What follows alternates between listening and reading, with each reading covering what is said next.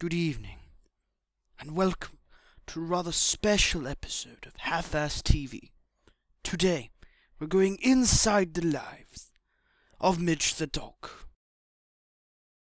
Here, we see the household pet known as Midge, but according to some others, it could be seen as a wild killer.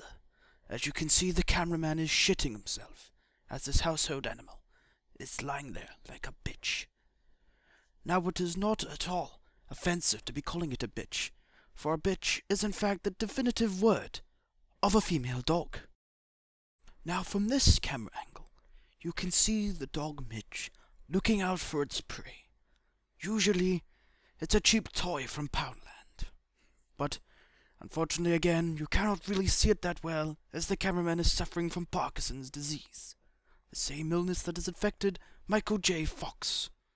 It's unfortunate, but unfortunately, that is what has happened, and our budget doesn't stretch that far to get an effective cameraman or a tripod. This is a rabbit, but that is not important.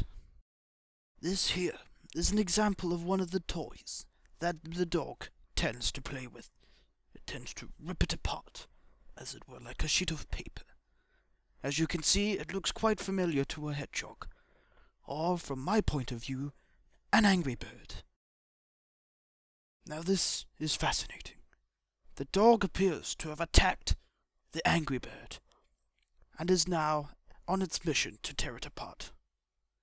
Not for feeding its family as we had it neutered, but just for the fun of it. As you can see, this wild animal, it's on its way to, as the young people say, tear it a new one. I feel sorry for the angry bird. However, it only cost £1, and we've got 6 more in the fucking house to get rid of. Especially since it tore apart my fucking basketball.